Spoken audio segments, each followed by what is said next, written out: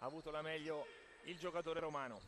Davide Poltroneri, il suo movimento, il tiro di Davide Poltroneri che ha iniziato alla grande questa punto da recuperare Mattia Chiaroldi, il suo movimento, l'apertura per Pippo Baldirossi, cerca ancora la tripla Perugia, la trova con Super Pippo Baldirossi. È una buona lettura questa, una buona scelta di Davide. Adesso c'è una Bellina sul fondo, il suo assist perfetto per Spizzichini. Peccato, aveva il quarto di campo libero per giocare 1 contro 1, è andato fino in fondo, ha avuto un po' paura del difensore. Intanto c'è ai giocatori fiorentini. Giampaoli, poi il pallone è arrivato a Lamma, il giocatore numero 9, cerca Giampaoli e ancora una soluzione facilissima per tiro da 3 per quella tripla virtuale che non si realizza. C'è invece il gran recupero di Davide Poltroneri, il passaggio per Truccolo che va a schiacciare Riccardo Truccolo a fine del primo quarto. Giacomo Chiatti, il suo passaggio per il lontanissimo Caroldi che si piazza sulla mattonella al tripla di Caroldi, assegna l'elettroshock. Bisogna continuare in questa maniera Riccardo e arrivare a grande difesa con Riccardo Truccolo che si ferma sull'arco, va al tiro e realizza un'altra tripla, spalle a canestro Mattia Caroldi, il passaggio per Demin, grande assist e la gran realizzazione di Tommy Demin. Ancora Poltroneri, indietreggia la guardia perugina, poi va in penetrazione, la prende larga per trovare questo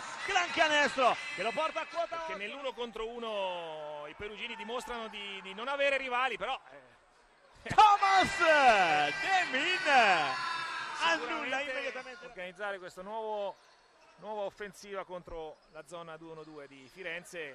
Bomba di Mattia, punita da Mattia Caroldi, 6 punti, un dato confortante in questa partita. Lamma ancora una tripla e ancora realizzata. Poltroneri sta andando un po' in confusione Firenze, la palla di Giacomo Chiatti per Riccardo Truccolo sulla mattonella, si piazza e guardate che altra tripla che scarica su Poltroneri, una palla persa un po' clamorosa da Firenze che regala a Giacomino Chiatti questa possibilità di realizzare già nella metacampo di Firenze con Davide che cerca di eludere il controllo di Sanna, il tiro di Davide Poltroneri, 16 punti per lui. Il numero 19 va in penetrazione, poi scarica per il lontanissimo numero 12 Bellina, questa tripla di Federico Bellina che arriva dalla panchina di Perugia. Scolavolpe per l'attacco della Brandini Clag, il suo passaggio per Giampaoli sulla linea di fondo, ancora a cercare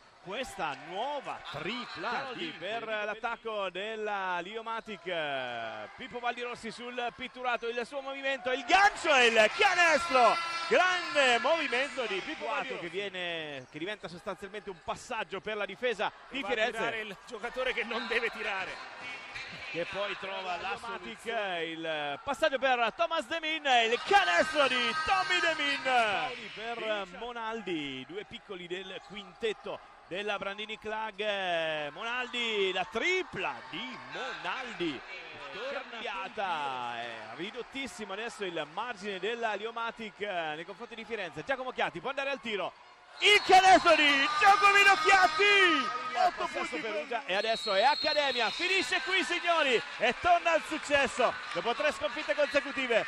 Il successo è della Liomatic Perugia Basket, 88-80 sulla Brandini Clag Firenze. Abbiamo giocato a campo aperto sia noi che loro, non è che era proprio quello che avevamo preparato in settimana, chiedo scusa, in questi 2 o 3 giorni, anzi 2 giorni tornando da Matera.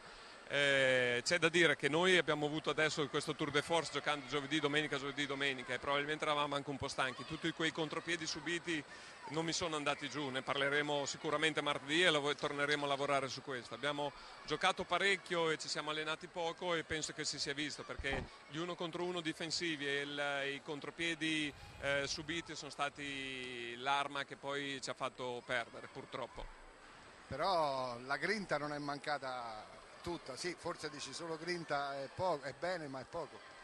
Io non sono un grande allenatore, però se riesco a trasmettere una cosa penso che sia proprio la grinta, perché senza grinta un nano brutto come me non può vivere. Io ho grinta da vendere e spero di averla trasmessa anche a questi giocatori qui. Non abbiamo mai mollato neanche sotto di 16, non mi ricordo quant'era, e ci proviamo. Certo che dobbiamo migliorare la nostra qualità offensiva e difensiva, perché siamo troppo prevedibili. Indubbiamente questa era una partita con una pressione importante per noi, perché guardiamo sopra ma guardiamo anche sotto. Sant'Arcangelo ha vinto 5 delle ultime 6 partite, tra parentesi con anche larghissimi punteggi, voglio dire, ha dato 20 punti a Casal Pusterlengo, 30 a Siena, con noi ha vinto di 6 con un regalo di Natale che gli abbiamo fatto noi, poi è andata a vincere a Trieste, ieri 30 punti a Castelletto, per cui effettivamente Sant'Arcangelo è una squadra che in questo momento ha delle condizioni di forma importanti. Noi abbiamo una partita in più rispetto a loro perché devono andare a Bari a fare un recupero, noi abbiamo due recuperi. Vediamo un po', stasera parecchi segnali positivi, questa duttilità. Andrea dal cilindro magico ha tirato fuori questa soluzione con Davide, che già l'aveva provata a Torino e ci aveva dato risultati, con poltroneri da 4, che effettivamente in un campionato come questi, dove non ci sono lunghi dominanti, potrebbe anche avere una funzione importante vista la sua duttilità e vista il suo stato di forma attuale.